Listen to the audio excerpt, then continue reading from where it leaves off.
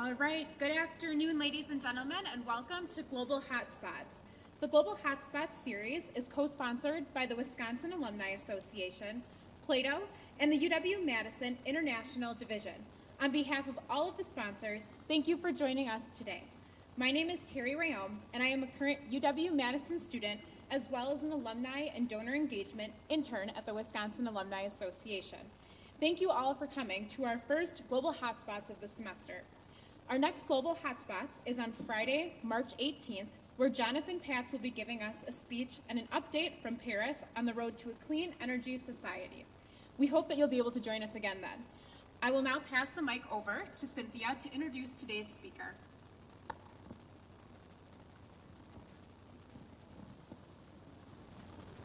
Hello, it's nice to see all of you here. I see a lot of familiar faces.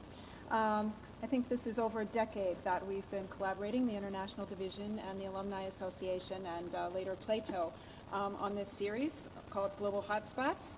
So today I want to, the International Division helps to coordinate this, and I want to introduce John Pevehouse. I think for most of you he doesn't really need much of an introduction. He joined the UW faculty in 2000. He focuses his work on the relationship between domestic and international politics. The topics on which he's recently published include regional trade agreements, human rights institutions, exchange rate policies, and international organizations. He's also the author, with Joshua Goldstein, of a leading international relations textbook. And currently, he is the editor of International Organization, a leading journal. His numerous awards include the Karl Deutsch Award, an international honor recognizing scholars under 40 who've made significant contributions to the study of international relations. Given how many of you who have asked me at events over the last few months when John would be joining us again, I think I can say I'm going to give you John Pevehouse back by popular demand.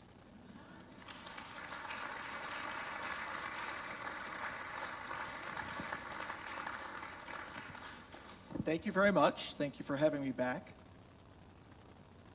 Is this one working? Okay, good.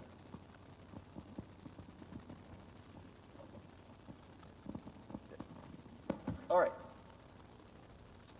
So thanks again for having me back. It's always a real pleasure to come and talk to you about international events. Today we'll talk some about the Middle East.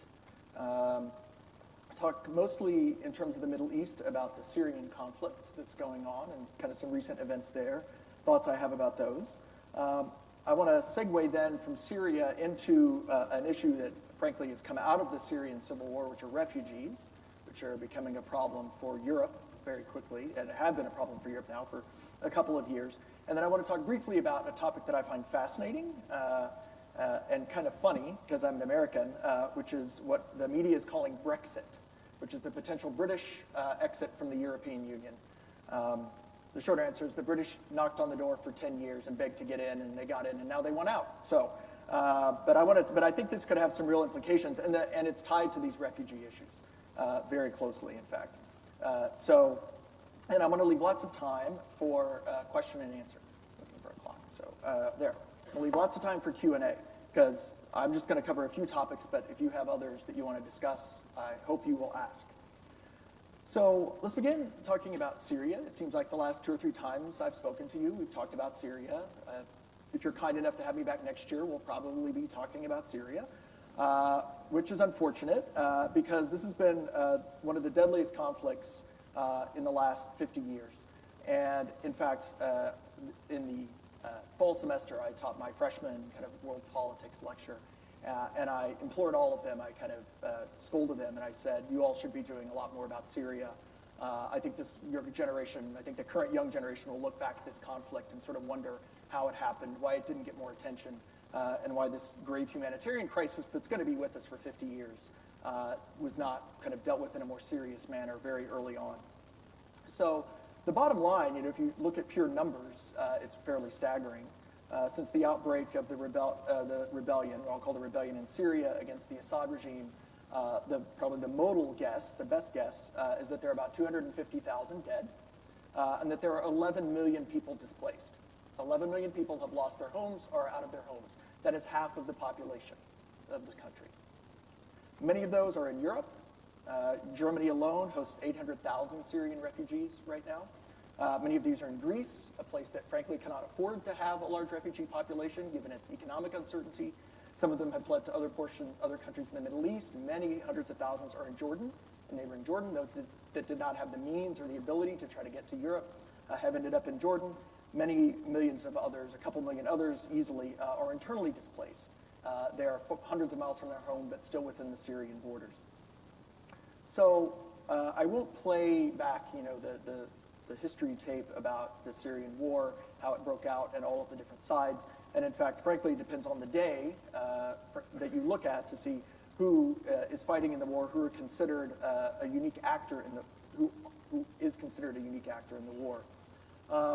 I'd rather talk about kind of some of the global activity around Syria, because that's what's been in the news lately. I think that's going to be the main lead in the news over the next 2 months, if not longer, but for sure the next 2 months, which is what I'll call the new great power kind of Cold War going on over Syria. So, of course, when Syria started, this started as a civil conflict. It started with a rebellion against the Assad regime. Quickly, fighters who had been in Iraq, some who had been in Lebanon, some who had been in Sudan, others who had been in other conflicts around the world, kind of saw this as an opportunity, a new place, a new sort of anarchy, if you will, a home for them to go and to start bases of operations. Many of these rebels, however, were not from abroad. They were internal. Syria had been ruled for many years, well, for about 40 years, by the Alawis, a small minority community based in the northwest part of the country. The current Bashar Assad's father, Hafez al-Assad, was an army officer when he came to power through a coup in 1970. He was from the small minority group, which ruled the Alawis, which ruled over the larger Sunni and Shia population of Syria. Early on, Assad, the father of the current leader of Syria, had allied himself with two main forces. First, he allied himself with the Soviet Union, which is why now, and we'll talk about Russia's involvement in this conflict, why Russia feels like it has some ownership of this conflict.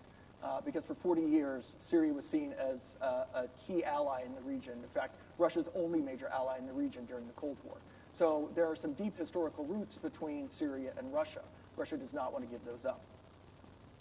The second link that Assad made after 1979 was with the Iranian government, right? And so even though the Alawis are not strictly Shia, they're somewhat closely related to Shia, more than Sunni anyway.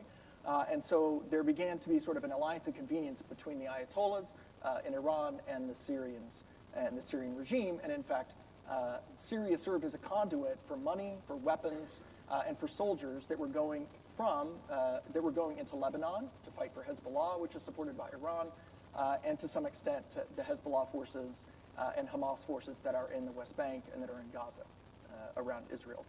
So in Washington, they often refer to this as the Shia Alawi land bridge, that there's a large section of the Shia population in Iran through central Iraq and southern Iraq into Syria over into Lebanon. And so you have this religious group who feel a political kindred towards one another that have been cooperating now for several dozen years.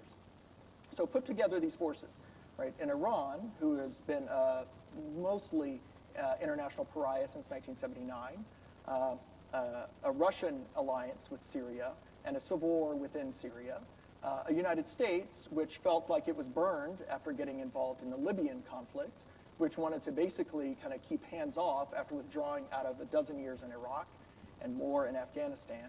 And you had a recipe for disaster in what you have today, which is a U.S. that's not that interested in getting involved, frankly, a Russia that is interested in getting involved, and Iran that wants to assert itself internationally by helping some of the forces within Syria, and then lots of rebel groups who are unhappy about the fact that in Syria, they're ruled by a minority. They're ruled by a religious and ethnic minority. So it was a powder keg, to say the least. When this powder keg got set off, you have the terrible humanitarian disaster that you have today. But again, I want to talk about those kind of global forces that are interacting in this conflict that I outlined. So the first is Russia, right? And Russia intervened about 6 months ago pretty heavily in this conflict, to the surprise of many. Initially, people just blamed this on Vladimir Putin, the often bare-chested leader of Russia, who kind of boldly asserted that Russia had significant interest in Syria, that in particular a naval base, one of their last remaining naval bases, a vestige of their Cold War height of power, was still in Syria. Putin argued that he feared that should rebels come to power and that should Assad be overthrown, Russia would lose any influence they had over keeping this base, and they would lose this, their main outpost of influence in the broader Middle East region. And again, at first people sort of thought Putin was blustering, he was trying to give Obama a black eye, who many people feels like he does not respect. But there is, as I said, kind of a deeper history here. Not that Putin was in any way justified, not that Russia is particularly justified in behaving the way they're behaving, as most actors in this conflict are not. But nonetheless, this was more than just sort of a passing fancy on Putin's part. There are these deeper historical and institutional roots there. In that sense, one way to think about Syria, for those of you who remember the Cold War, is this is a classic Cold War proxy. The US are supporting some folks in there, although we're very ambivalent about doing that, because some of the folks that we'd like to support have extensive ties with Islamic fundamentalist groups. Other folks we'd like to support are just very weak, and we don't think they'll win. And the problem with giving lots of money and weapons to someone who won't win is those money and weapons don't go away. They end up in someone else's pocket, right? And so we don't want to flood millions of dollars of weapons in Syria if we think 2 weeks from now they're going to end up in the hand of the Russians or in ISIS's hands. And ISIS is obviously the other kind of major domestic player in Syria. So it's a classic, it's the good old, we're back to the Cold War, right? Welcome back to the Cold War. You've got Russia and the United States both funding a proxy war, more than a proxy war on Russia's part, because they're actually using some of their equipment. But it's even so bad, it really is like the Cold War all over again. Today, for example, just this morning, the US and the Russians could not even agree whether their diplomats had met over Syria. Russians said the meeting was canceled, the Americans said no, we just put it off an hour. The British came out and said no, we saw them meeting, they were meeting, the Americans said no, we didn't, the Russians said yeah, I think we did. We still don't know. We're still not sure whether the Russians and the Americans actually met. It's just like the Cold War. We're just waiting for someone to pound their shoe on the table. But the bottom line is, for better or worse, Russia and the US are really key to what's going on in Syria. The desire is for a ceasefire, right? There's a humanitarian disaster going on right now in Syria on many levels. The most urgent of which is that ISIS has actually surrounded several cities that are not held by them and are trying to starve them out. Madaya is one of the largest cities. Last week it was estimated several dozen people starved to death. They have very limited water, they have no food. The UN has thousands of tons of food ready to go into some of these besieged areas. However, the key part, at some point, they may have to shoot their way in to get the food. That means Russia or the United States is going to, the UN can't shoot their way in. They're going to have Russia's help, or Assad's help, or the Americans' help. So what the context in which the Russians and the Americans have tried to get this emergency relief in this week is, let's call a ceasefire, right? Let's get all the sides to declare a ceasefire. Russia will stop bombing. The U.S. will kind of pull back some of its pushing against Assad. We will stop providing intelligence to the Kurds temporarily who are fighting, and we'll just sort of try to let everyone be calm for a couple weeks. We'll feed everyone, we'll get food in, and then maybe from that we can build up into a larger ceasefire. This was supposed to begin, the ceasefire was supposed to begin this week. It has not. And in fact, the whole debate over whether a meeting happened today was whether the Russians and the Americans were going to force a ceasefire down the throat of Assad and some of the other rebel groups in Syria, or whether they were going to just give it a little more time. Given that we can't even decide whether to meet and whether we have met, I'll give you not long odds on a chance for a ceasefire in the next 48 hours anyway. But that's the bottom line. That is the great power game being played. Again, Russia's interests are that the president of Syria, Hafez al-Assad, stay in power. They want him to remain in power because they see Syria as their last foothold in the region. They like having their large naval base in western Syria. They want a footprint. They don't want to give that up. And make no mistake, should Assad fall, any new government that would replace him, whether it's an Islamic government like ISIS, whether it is a more Sunni-based government that is not Islamic, but that is based around the Sunni groups in Syria, would probably kick the Russian base out. It would be hard to imagine them, especially after how much they've helped Assad and how much the Russians have actually attacked some of these rebel groups, that they would allow them to stay. So that's kind of the great power game in Syria. What's interesting, and one reason all of this is coming to a head, is both this humanitarian crisis. There are people starving and really in trouble, tens of thousands of people in a couple of different cities. But also, as Russia has become more aggressive in providing military assistance to the Assad regime against ISIS and against the rebels, Assad is starting to win. About 2 years ago, no one would have put any money on Assad surviving this civil war. Now most people are putting money on Assad surviving the civil war, mostly with Russia's help. And that is kind of one of the big variables right now in the peace process, in humanitarian aid, in what role the U.S. is playing, is that the balance of power on the ground amongst the troops is shifting very quickly. And it's shifting away from ISIS, which everyone is great. Everyone's happy with that. Even the U.S. is happy with that. And it's shifting to Assad, which the U.S. is not happy about, right? But yet, is it in the U.S. interest to pull back and to try to force Russia, I don't know that we could, but let's say we could, to force Russia to stop being so aggressive, when in fact this would actually free ISIS and give them more of a free hand, while also helping potentially our allies in the Syrian civil war. So it's, depending on how you look at it, it's a lose-lose or a win-win. Right? I say a lose-lose. My prediction is that Assad will survive this. Russia will not let him fall. If there is a longer-run peace agreement, it will have to provide some type of rights and status for Assad and his family and for the Alawis, so Russia can be assured that they'll have their strategic interests preserved in Syria. So, needless to say, it's changing rapidly. The forces on the ground are moving very rapidly, and that's what's causing these changes in the dynamics in terms of negotiation. Another interesting point about Syria that I think should be discussed is Turkey. Right, so Turkey has been a major actor in the Syrian civil war in a couple of different ways, and again, it's sort of one of these, politics makes odd bedfellows. Turkey is a member of NATO. They're a longtime U.S. ally. The U.S. has supported Turkey many times in many international disputes, vice versa. Turkey's given a lot of help to the United States. But over the last decade, those relations have become increasingly strained. The Turkish Prime Minister, Erdogan, is at times viewed as being very anti-Western, and in fact, given certain statements he's made, is certainly anti-Western on some issues. And Turkey's main interest in Syria is some type of post-war government that does not empower the Kurds, right? Because they're yet another actor in the Syrian civil war. Northern Syria has a heavy Kurdish population, which for years kind of surreptitiously moved back and forth between Turkey and northern Syria. Southern Turkey, the Anatolian part of Turkey, has also a large Kurdish population. The Kurds want independence. There's a large section of the Kurds want independence. They either want an independent state in Iraq, they want some independence or autonomy in Syria. Ideally, they'd like some type of administrative autonomy in Turkey. That last point they will never get, at least anytime soon. But Turkey's big fear is that by legitimating any kind of Kurdish autonomy, either a Kurdish state in Iraq or Kurdish autonomy in Syria, that will further encourage rebellion in its own country.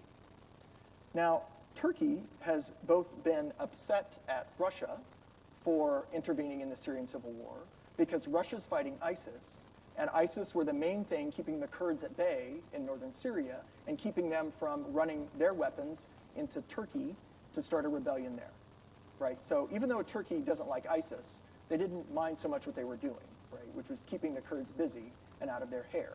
Now that Russia's starting to roll back ISIS, right, Turkey's starting to get nervous about the Kurds, and indeed over the last week there have been 2 or 3 kind of large bombings in Turkey that Turkey has blamed on Kurdish rebels, right, saying that, see what's happening now that the Kurds can spend their time not fighting ISIS, they're turning their guns on us. The response of Turkey, of course, has been not to try to reach a peace deal with the Syrians or with the Kurds, but rather to begin heavy bombing of places where the Kurds exist. This bombing is happening against some of the same Kurds that we've been providing intelligence and money and weapons to, right? So the friends of our friends are fighting our friends. Or friends of friends are fighting friends, yeah. So meanwhile, Turkey doesn't like Russia, and famously a couple months ago shot down a Russian warplane. And so Turkey's kind of just fighting whoever they can right now, is the bottom line. Reminds me of my 2-year-old. It's just temper tantrums, a lot. But Turkey's in this strategic position, right, where they hold a lot of cards. They're very near these conflicts. They have the Kurdish population. They have influence in the region. Yet they don't like what Russia's doing. They rebuffed Obama's attempts to stop bombing the Kurds because the Kurds were fighting ISIS and we wanted that to happen, and they said no. So Turkey's striking an increasingly independent streak. The last time we saw this happen, when Turkey was kind of caught between and they had a lot of internal problems, in fact, the last two times this has happened, in the early 1980s and the early 1990s, we saw coups in Turkey, military coups. In fact, Turkey's had arguably 3.5, depending on how you count them, 3.5 military coups since 1960. Now, one thing Erdogan has done, Erdogan's the prime minister of Turkey is quite smart, and he's actually kind of quietly removed a lot of the senior military folks and imprisoned them in Turkey. And so he's trying to guard, he sees this instability potentially leading to more instability, so he's trying to guard against that. But I guess I say all this as sort of the long-winded version is keep your eye on Turkey. They're a very key player in what's going on in Syria, and in a sense they have leverage, but they're on no one's side at this point. And you always, in diplomatic circles, worry about folks like that, who have some power, but really aren't clear who they're going to support at the end of the day. Okay. One final note, I said, Libya, Syrian refugees, Syrian fighters, Syrian refugees have been spreading everywhere.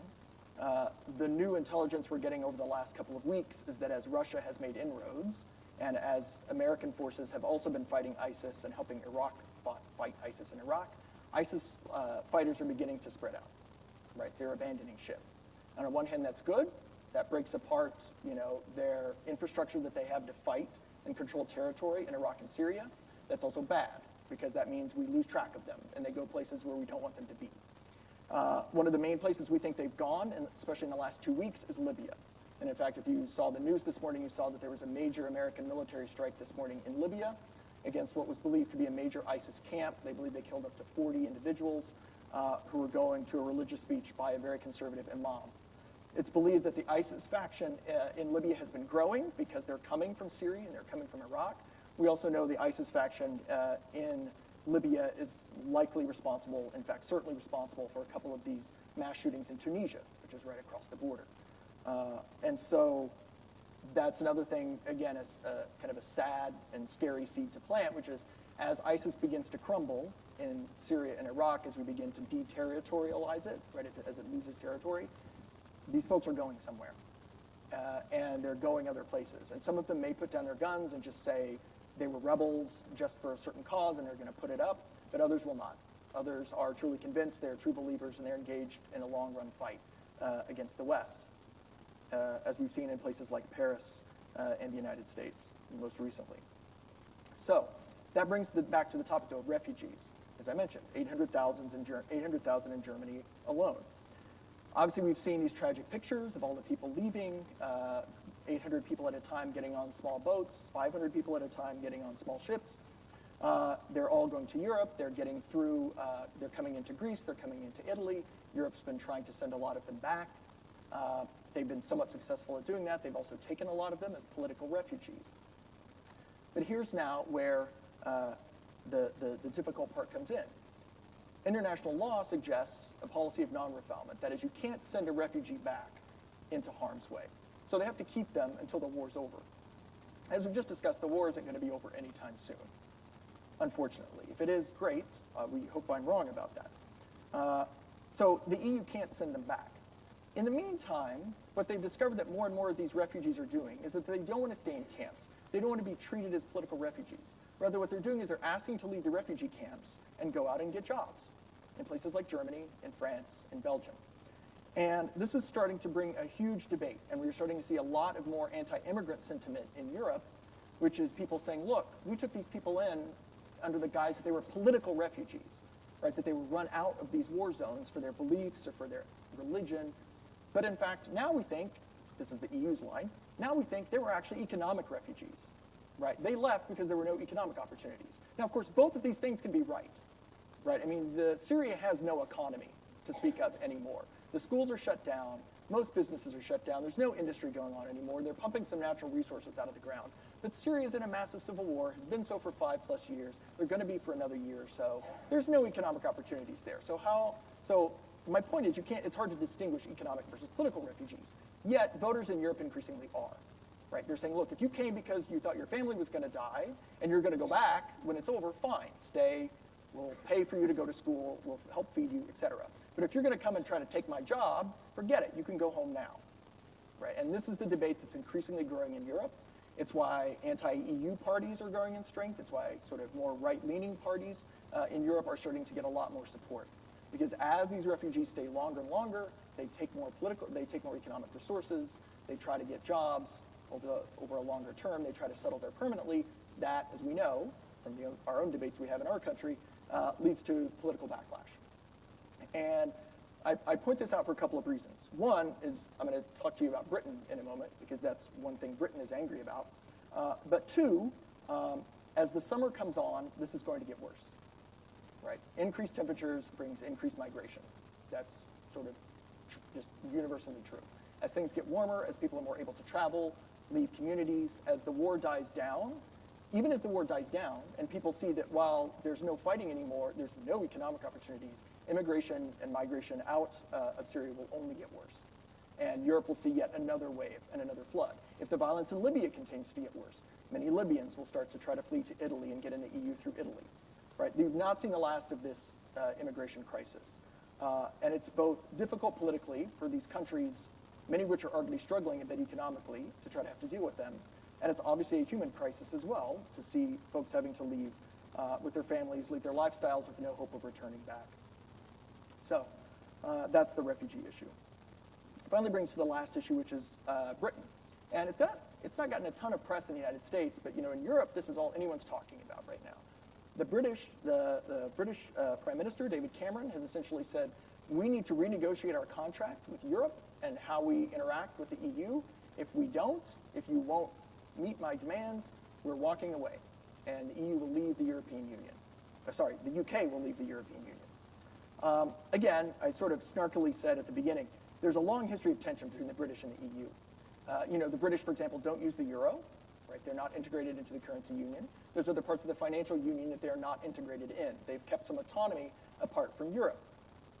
But indeed, when the EU got rolling in the late 1950s, 1957, 1958, the British asked to come in. They asked formally in the early 60s. In 1963, Charles de Gaulle said no. And then in 1967, they applied again. And de Gaulle's response was, no, England is not much anymore. That was his exact quote. In the press conference he announced he was single-handedly vetoing the UK's admission. He said, England is not much anymore. So in 1969, de Gaulle leaves power. So the British immediately respond by applying again. By 1973, Britain and Ireland join the EU. So they've been in since 1973. A lot of European writers are sort of noting right now that some of the reasons de Gaulle objected to the British coming in are some of the same things that are now coming up in the debates over whether Britain should stay. Right? Britain wants certain autonomies. They want certain things completely different than Europe. De Gaulle pointed this out and said this is 300 years of history of the British sort of pushing, liking Europe and then pushing it back. And de Gaulle said, I just don't want us to be a part of that. De Gaulle had his own biases as well. But nonetheless, right, the point is that Britain now is sort of at a point where they've enjoyed being in the EU and now they don't. And what are some of the things they're fighting over? One is that the new kind of constitution that the EU passed several years ago has a phrase that essentially pledges all states, all members, to work towards, quote, an ever closer union. The British believe that this means that they're going to be forced to use the euro. Many in Britain believe that they're going to have the euro forced down their throat. This is the last thing they want, especially what we've seen with Greece, with the financial crisis and the threat to the euro, the declining value of the euro. The pound has remained strong. They don't want to go to the euro.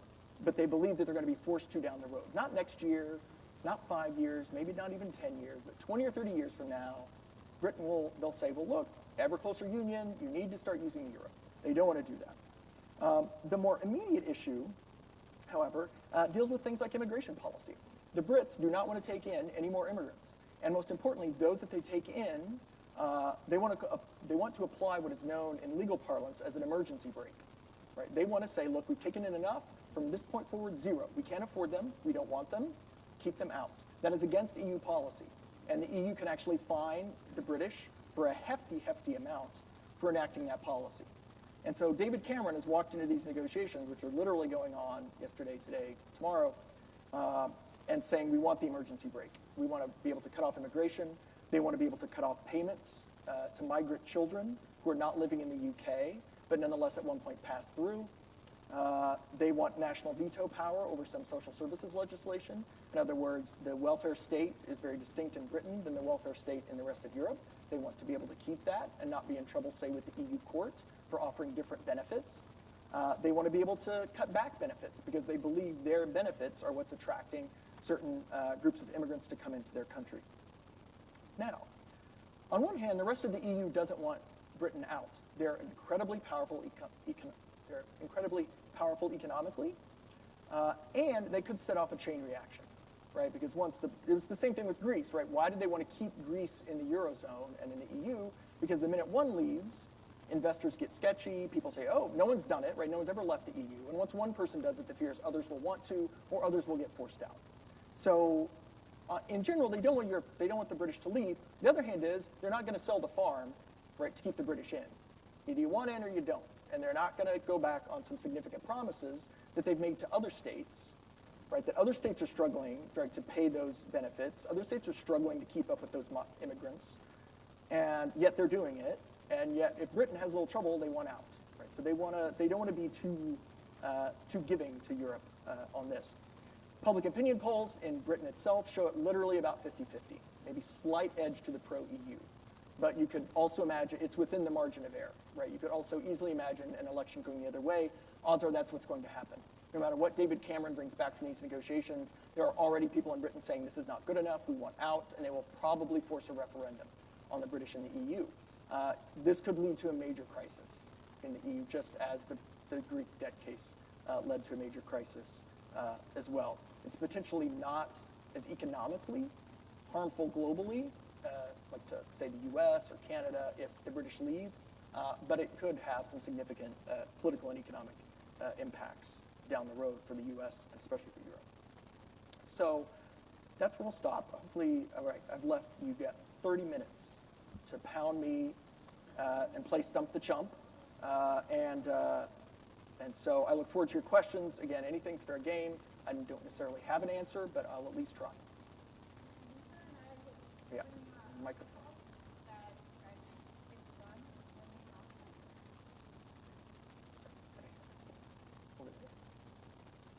Sure. They'll bring you a microphone. Oh, there.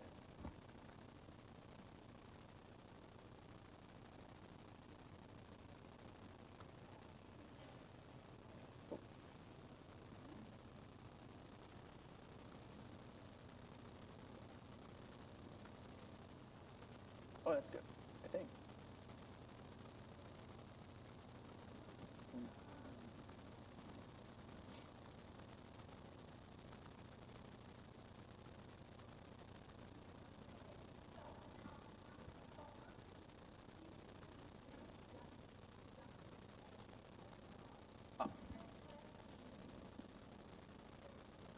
It's a great question. The question was, the sanctions in Iran, are the reduction in sanctions in Iran playing into the situation in Syria? They're I don't know if I want to use the place playing into, but they are related. So, obviously there's still a lot of tension, a lot of debate in this country about the deal with Iran. Should we have done it? Should we not have done it? One of the arguments in favor of the Iran deal was that, in fact, should Iran gain more confidence that it wasn't a pariah anymore, that they would start behaving better in Syria, and that they would push Assad, or that they would stop funding rebels. So, has that happened? It's hard to tell. It's not helped a lot, if it's helped at all. The one interesting tension it has resolved a little bit, just a little, is that, Iran, just like Turkey's going to be part of the solution, Iran is probably going to have to be part of the solution in Syria as well, as is Russia, as is the United States. Until the nuclear deal, U.S. administration officials refused to even sit in the same room with the Iranians. Now that's thawed a little bit. There's still no really official meetings, but there's a lot of kind of quiet backroom things going on now between Iran and the United States when it comes to Syria. Now, you can imagine an argument either way. And the bottom line is it's too early to tell. But let me sketch out each scenario. Scenario one is that if the critics of the Iran deal are right, this is just going to embolden Iran, right? They got what they wanted. They can still, in a few years, they can build a bomb if they want. In the meantime, they're going to sell their oil. They're going to make a lot of money, and they're going to take all those resources, and they're going to send them around to other Islamic revolutionaries around the world. Right? That's like the nightmare scenario. Right? The other scenario is, no, Iran says, look, if we want to keep engaging economically, and if we want, the sanctions to continue to be released, we need to cooperate on the nuclear issue, but we also need to play good in the play nicely in the sandbox, in the bigger sandbox. And so we're going to back up. We're going to start backing off a little bit on the support we're giving to the Assad regime. It's too early to tell which way that's going to go, but these things definitely, I think, are related. The other related issue, is sort of a roundabout way. I just think this is interesting, so bear with me. Sorry. We're all paying. Gas is cheap right now. It's like, yay, gas is cheap. If you're a driver, maybe from an environmental perspective, it's not such a good thing. But gas is cheap. The reason gas is cheap is oil is cheap. Oil is cheap because the Saudis are flooding the market right now. The Saudis are flooding the market right now with oil because they're ticked that Russia is helping Assad. The Saudis don't like Assad, right? And they want to punish Russia for helping them by selling oil and selling it cheaply, because what's Russia's main source of money? Oil. So they want to undercut that profit that Putin can make. In the meantime, as we saw gas prices going down in the fall, what happens? The sanctions get lifted on Iran. Now Iran can sell oil. Saudis sell it. Saudis don't like the Iranians either, right? And so keeping oil prices low kind of screws them over too, because now the Iranians can't sell their oil for a lot of money. Putin can't sell his oil for a lot of money. Now the problem is Saudis are kind of, Saudis have trillions of dollars of gold reserves, but they're actually starting to eat into them pretty significantly. The Saudis are losing money right now. And how long they can do this is anyone's guess. So both in the sense that the nuclear deal kind of made Iran becoming part of the Syria solution a little easier, and that Iran could really screw things up now if they wanted to. But also I think this oil aspect in the whole region and what's going on, it's all interconnected in a way. So it's a great question.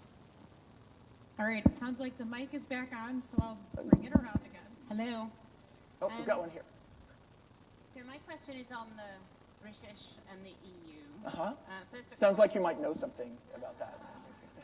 Just a little tad. So in 71, Ted Heath had a referendum. Yep. And the British voted marginally to enter. David Cameron, who is totally pro-Europe and trying to find a deal that the British will like, has also offered a referendum before pulling Britain out. You will remember the Scottish referendum not so long ago, right, that was about the same polling as between Bernie and Hillary in Nevada right now, the day before. Right. But the Scots overwhelmingly voted to stay. Yep. My sense, and I talk to people regularly on this because they talk about our politics, so I have to defend us and then talk about theirs, this is a knife edge that the British won't jump off, that they will stay. Is there anything in your information that sort of indicates that this is really the British just pushing things to the brink, as they've often done, but they'll do what they always do and play nice in the end? Right, so that's highly possible, right? It's a brilliant bargaining strategy, right? Just say you're going to leave, say you're going to leave, and at the last, and then when they give in some more, you know who actually has mastered this is the Irish, right? Because when the Lisbon Treaty was, right, well, when the Lisbon Treaty was up, right, Ireland vetoed it. Ireland said nope, and they were the only one. So they renegotiated the whole thing and said, Ireland, what do you want? And then they wrote a whole section of the Lisbon Treaty to give Ireland what they wanted. The Irish voted, and they voted for it, right? So this sort of saying no and then saying yes can be very effective. You brought up the Scottish referendum. Even Cameron's own election, right, was supposed to be much more close than it turned out, which suggests I think part of your question is, should we believe any of the polls, right? Starting to think that here in the U.S. too a little bit. And I don't have any kind of independent confirmation, but the few folks I've talked to, a couple of colleagues who are like at LSE and stuff, they kind of come down where you are. They're like, it's a lot of bluster, you know. But at the end of the day, most people complain about things, but are they really willing to then give up? Because there's a lot of trade benefits going on there. There's a lot of standardization benefits that go on. And for all those to just be thrown away, you know, I think is a pretty, like you say, it's like it's jumping off the edge of the knife, you know. And I think it's a long jump. It's a long way down if they do. Now, what I don't wonder is if you'll get something like the Irish scenario, where Cameron walks away and says, nope, we're not going to do it. But then they kind of beg them back, and then, you know, then you get a little more. So that could be sort of this iterative process could be going on. But right, and my guess, I don't know this, but my guess would be there's also sort of a big generational difference within Britain on this question too, and so therefore you think things like voter turnout and turnout for these things matter a lot. That was certainly the case in the Scottish referendum.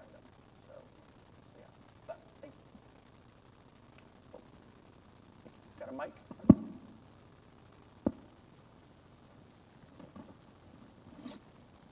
Are Israel and Saudi Arabia funding ISIS? Are Israel and Saudi Arabia funding ISIS? Israel, no. I'm sure of that. And the Saudis, no, as well. Although I could show you some websites that would disagree with me. No, look, ISIS, frankly, where ISIS is getting a lot of its money now are from just sort of economic like ISIS controls a lot of oil and natural resources in Syria right now. And they're getting a fair bit of their money from there. There are a lot of conservative churches, a lot of conservative imams that are sympathetic to ISIS, that are funding a lot of ISIS activities. But, you know, in general, the Saudis and the ISIS don't get along at all. ISIS doesn't get along with anyone, is the bottom line, right? ISIS has no allies. Not even people who naturally should be their allies, like Al-Qaeda, right? In Yemen, Al-Qaeda forces are fighting ISIS forces on a daily basis, right?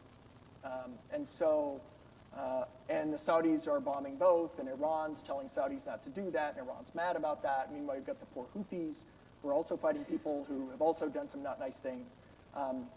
Yemen, if you think Syria is complicated, Yemen is a bigger mess. And so, you know, ISIS is just homegrown. They're getting a lot of their money, and I also wouldn't doubt that there are a lot of wealthy, just like with Al-Qaeda, there are a lot of wealthy backers, many in Saudi Arabia. It's like when you say, if you were to say, is Saudi Arabia funding ISIS? My answer is no. Would you say, are there lots of Saudis funding ISIS? Possibly.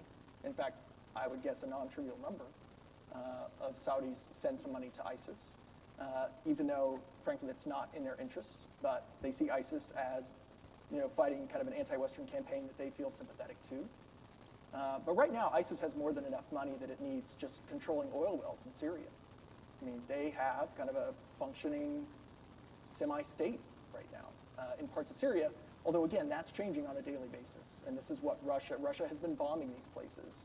The US has been trying to provide intelligence for our allies to go in and take these out. So that's mine. Yep. Oh, sorry. Just interesting, you made an allusion to at the start, but there's a lot of discussion nowadays. Can you imagine a scenario that could have existed for the U.S. to be involved, in essence, to have prevented the Syrian War, Yeah. which is talked about politically, and historians can argue about it 20 or 30 years from now. Yeah. But was there a scenario? Is there a scenario? Obviously now there is no scenario. Was there a scenario at one point in time, given the Arab Spring? That's a great question. That's a really hard question, and I think you're right. It's one that, I mean, we're already debating in the academy, and I think some policy think tanks are thinking a lot about this too, because something like this will happen again. Right? What do we want to do next time? My own answer to this is no. There wasn't anything we could have done to create the extensive outbreak of the war. Could we have done anything to, I don't even know that there's anything we could have done to limit its duration. Or if we did, the solution that would have happened wouldn't look any better, right? And so here's my thinking. Let me explain what I mean. So the question is, because the U.S. have done more early on in Syria, because that's, and you know, we all would like to think the answer is yes, right? Like, had the world paid more attention, had there been more efforts, we could have stopped this terrible tragedy. Had there been a full-on global effort, you know, to engage in kind of peacemaking, some early heavy intervention by ground forces, possibly. But I just can't imagine a scenario where any country, especially the United States, was going to go put in 30, 40, 50,000 troops into this country, 50,000 troops, because that's probably what it would have taken. And I'll tell you why. You know, the main U.S. demand in all of this is that Assad goes. At this point, you know, if the new government that comes in keeps the naval base for Russia, hates the U.S., fine, whatever. We just want Assad out of there because we think that's going to be key to ending the violence, which is creating the refugee problem, which is creating general instability. The reason we want Assad out is that one of the first things Assad did when the revolution started in Syria was that he claimed that, first of all, this was Israel, right? Israel was backing, this was an Israeli-sponsored revolution, and in fact it wasn't. It was the Sunnis rising up against him, and they had done it in the past, like in '82, and for a short time in the late '80s. So they were rising up, and Assad went in and he said, who are the best people I can get to put down all of these kind of rebellions that are popping up? Like, he didn't feel like he had the forces to do it. So he emptied his jails. You know, one of the first things Assad did was he emptied his jails. And you want to know where all of the main ISIS leaders come from and are, you know, what they were doing? They were getting out of those jails, right? He released all the really well-known Islamic fighters in Syria that he had painstakingly captured for a decade, and he let them go. Because he thought, if I let them go, they'll like me, and they'll go kill all these rebels, many of which are secular. Like, they don't want a religious state. They want democracy. And ISIS will hate that. And so all these Islamic fundamentalists will go out and they'll kill all these pro-Western types. Well, they didn't. Well, they did some. But then they also formed their own groups. And they started fighting him. And once that happened, once that genie was out of the bottle, I don't see how, again, absent a massive ground invasion, you get any of that put back together in the short run. People have, you know, are still debating the red line, the Obama red line controversy, right, where Obama said, we'll intervene if there's any evidence of weapons of mass destruction being used. Found evidence of weapons of mass destruction, no intervention. At that point, even if we had intervened, you know, it would have been a lesson to those who might use weapons of mass destruction, but I don't know that it would have, unless it was a large-scale intervention, would have materially affected the outcome of the war. You know, what people have been saying for a year or two now is it's just you're going to have to get to what we call, sad, but a herding stalemate, right? Everyone kind of needs to be on their knees and not ready to go forward before people are willing to sit down. And what's changed so much is that Russia came in. Assad was close to on his knees. All of them were kind of close to on their knees, and Russia came in and really started backing Assad because they saw that was about to happen. And they knew that Assad would not get a good deal out of it. And so Russia comes in and they tilt the balance. And we've been unwilling to tilt the balance back, as I alluded to, because there's kind of no natural U.S. ally. There's lots of scattered groups that profess to be pro-democracy, pro-West, anti-ISIS, but they're not very strong. We don't know much about them. You know, there's this famous testimony, I forget who it was, the admiral, who was basically asked, you know, we spent millions of dollars training rebels in Syria. How many are out there fighting? Right? What was his answer? 1, 10, something like that, like single digits. It's just, I'm not sure there's anything much of anyone could have done other than waiting until everyone was hurting, or as Russia has done, just come in and tilt the balance. And that's what we know from political science. Like political science studies for years say, you either have to get to a point where everyone's bleeding badly, or one side just gets much stronger than and just beats everyone, right? And then imposes hopefully a civil peace. And so otherwise, these things go on for long periods of time. So that's my best answer to whether we could have done it. Sure. There's a microphone coming for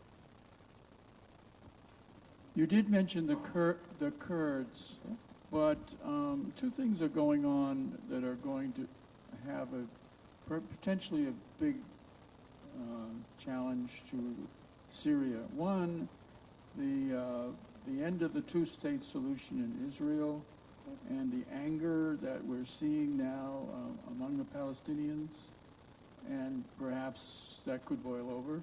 And secondly, my understanding from the Times is that situation in Iraq, which you didn't mention, apart from the Kurds, is really bad. And that could also cause another upheaval. So are they related to the Syria issue? Yes, the Iraq issue is much more closely related than the Palestinian-Israeli issue, although I can talk about both. Right, so Iraq is also, right, ISIS controlled large portions, as of 8 months ago, ISIS held significant territory in Iraq as well. And there was sort of in trying to build this caliphate, there was a big section of Syria that was going to be involved, and then part of central Iraq. Now, what ISIS didn't have control over was the northern area where the Kurds, and the U.S. then sort of aggressively comes in to help the Kurds maintain those boundaries and push ISIS back. But then kind of moving up from the south, of course, was the Iraqi government trying to reclaim, this area from ISIS. So that's related to Syria in one direct way, which is that my impression is that ISIS, for 4 or 5 months now, 4 months at least, has been a little bit on the run in Iraq, and that U.S. help to the Kurds has helped stabilize that and roll that back a bit, and that U.S. and, this goes back to the first question, U.S. and Iranian help has helped push ISIS out of kind of central Iraq as well. Now, where are those folks going? Well, they're going back into Syria, right? And so, ironically, kind of the more successful those folks are, that Iraq is in getting them out, the more that's going to spill over into Syria. Now, I've painted it in with kind of rose-colored glasses. There's been some progress against ISIS in Iraq. I think on the ground there has been. That said, what's left behind, right, the Iraqi government is still not particularly stable. There's still a lot of religious tension within that country. There's still almost daily bombings of public spaces in various parts of Iraq. It's still just not a stable country. And you could imagine other scenarios whereby in 3-4 months, something big happens in Iraq, creating even more instability there, and those ISIS forces then shift back, right, across the sort of porous Iraqi-Syrian border, right? So Iraq definitely plays some role in there. I've been somewhat, look, if you're I've been surprised that the Iraqi ground forces have had as much success as they had. It's been slow, it's been painful, it's been sort of incompetent in some ways, but in many ways, like, they are starting to roll them back. And that's been somewhat surprising to me. I expected something even kind of bloodier and worse. Israel-Palestine. I don't know what to say about that one. It's, frankly, it doesn't affect Syria directly, because while the Golan is obviously an issue between Syria and Israel, Israel's not giving up the Golan anytime soon, especially with what's going on in Syria. That's just not on the table. And as you say, more and more people are starting to talk about the alternatives to the two-state solution. I mean, that is truly a sad discussion, because there are alternatives, but none of them look very good at all for either Palestinians or Israelis, neither of them. And so, again, in a way, if the Syria crisis is related to Israeli-Palestinians, it's Syria affecting Israel-Palestine, because the Israelis right now have many reasons why they don't want to negotiate, but that's 1 or 2 on their list. How can you expect us to make peace when we've got this massive instability in Gaza, potentially in Egypt, in Syria, Iran, right? So, right, this kind of becomes one of the reasons why they can't do anything, right? The Palestinians don't have that much to do with Syria since the 70s, since the late 1970s. There was a rebel group called, or a pro-Palestinian group called the DFLP, the Democratic People's Front for the Liberation of Palestine, that operated out of Damascus, but that kind of went defunct around the time of the Syrian Civil War. So there isn't much of a link there, but it does matter in that kind of big sense. So. We have time for one last question.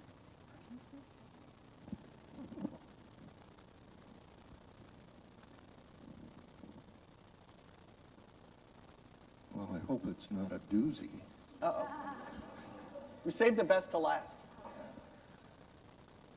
Well, there are two parts to the question. They're closely related.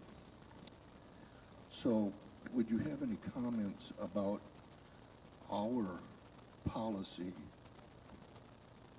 at the moment, and whether or not that might, if it were to change, how could it change to enhance a positive outcome over there? And then the second part is, so we're in the middle of this presidential campaign, and how might that policy change if we see another party in the White House? All right. Gonna make me show my stripes, are you?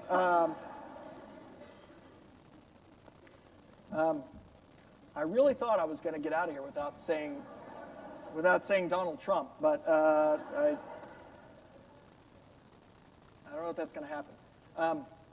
Actually, can I ask you for a quick clarification? When you say policy change, you mean like towards Syria, towards Israel, Palestinians, anything?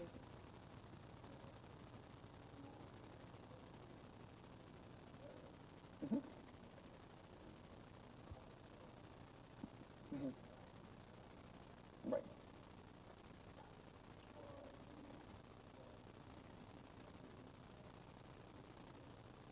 Right. I like that question a lot. I like the last way you phrased that question, because I think there's and I'll tie the two together here for a minute. You're going to hear a lot of things in the coming 6, 7, 8 months about how we need to do this and we need to do that, and we need to pull this lever or pull that lever, or arm this group or not arm this group. You know, first of all, a lot of levers can be pulled even by a large state like the United States, and we have no idea what the end outcome is going to look like, right? We live in one of my doctoral advisors used to say, reality is a low probability event, right? Did anyone think, in 1979, when we started pumping hundreds of millions of dollars into Pakistan to give to these rebels, these Islamic rebels in Afghanistan, and we were sort of cheering that they were beating the Russians, that then that would come back to haunt us, 20 years later, and then get us embroiled in another war? If you have that kind of crystal ball, any one of you should be in Vegas, actually, if you have that kind of crystal ball. And so that's one thing, is always be on guard of people anyone from either party who says, the key to solving this is this one thing, right? The world's a complex place, and I try to kind of preach this to my undergraduate students especially. It's like, if there were easy solutions to problems, there are a lot of smart people out there. We probably would have found them, Now, could there be other changes that we could implement here or there that might help improve things? The answer in most cases is yes, there are other things we can try. Sometimes they're politically unpalatable, right, which is why we don't try them. I'll give you an example, and I'm not backing this, but I'll give you an example of what's debated frequently in Washington, right? Should the U.S. do more, for example, to push the Israelis to behave differently in negotiations? Or should we, the reverse side of that coin is, should we stop talking to the Palestinians, right? Should we abandon the Palestinians, right? And would either of these types of moves help the peace process move forward? Had we done them, or should we do them? My own take is, no. That's not, in many of these conflicts, Americans always like to see ourselves as like the key to everything. Sometimes we're just not, So could we do better policies? I think we should be pressuring Israel and the Palestinians to be doing things differently. The Israelis have no interest in peace right now. I mean, in a peace process. I shouldn't say peace, in a peace process. They've got everything they need. They built their wall. No one's attacking them that much anymore. They've got pretty good trade. Their economy's going along pretty well. They've got a demographic time bomb that's going to go off in the next generation, right? Both in terms of Jews will no longer be the majority population of Israel, and the majority of Jews will be Orthodox and not working. Right? Show me a country that will work with that arrangement. Like, not out there. So they got to deal with that somehow. The Palestinians have kind of that generation of leadership that we came to bear in the PLO, and frankly, who came through the jails, is now all dying off. Abbas is one of the last ones. They now need a new generation of leadership in the Palestinians, and no one's standing up that aggressively to take that mantle, and so they kind of have, I think there's a little bit of a leadership problem on that side. And when they found a couple in the past, they've run them off, frankly. So it's neither good. It's not good on either side. But I think if anyone wants to push that forward and make that better, that I think can use some U.S. leadership. And I think just us being more involved and not throwing up our hands, because we've been doing a lot of throwing up our hands, I think. Despite what you hear, we've actually been doing a lot of throwing up our hands in that particular peace situation. Would a new president matter? Yes. But again, on the margins. It's amazing. There have been a number of studies, and without talking about specific candidates, I'll go this way. There have been a number of studies where people have analyzed what people say as presidential candidates, right, and then look at their policies once they're in office, right? And there's huge, yes, there are certain pet policies they might want to change, but in general, when Clinton was running, he was going to do this, he was going to do that on foreign policy, and then he got in and nothing changed. Trump is saying we're going to do things different, Clinton's saying we're going to do things different, potentially in foreign policy, Bernie says we're going to do things different. The bottom line is, what you always need to remember in any government is the leader's one person among many, right? And yes, they can create new ideas, they can push things, but then that has to filter down through an enormous bureaucracy that has to be implemented by an enormous bureaucracy. And we know from all kinds of studies and literature that it's just hard to move the ship, right, once the ship is sailing. And it can be done, but it's hard, which is why I find elections so infuriating, because A, people are saying these things that they couldn't actually do if they wanted to, and B, even if they did it, it's not clear what outcome it would have. But I do think the rest of the world is watching and really interested in what's going on. I talk to people abroad, and they're like, what's going, like, what is this? Like, you've got a circus for an election. Like, what's going on? Then I talk to my friends in Italy, and they're like, that's tame. Like, we get this stuff every 6 months or so. And they're, at least Trump has his clothes on for now. So yeah, so that's, it's not a great answer, but I think there are some changes we can make to get more centrally involved. That said, I think we often overestimate, all countries do, all countries overestimate at the end of the day what impact they have, when people, in shifting these big policies that are affecting sort of the everyday lives of people around. And it's not that you can't have that effect or that some policies don't, but that people often overpromise and underdeliver. I guess leave it there.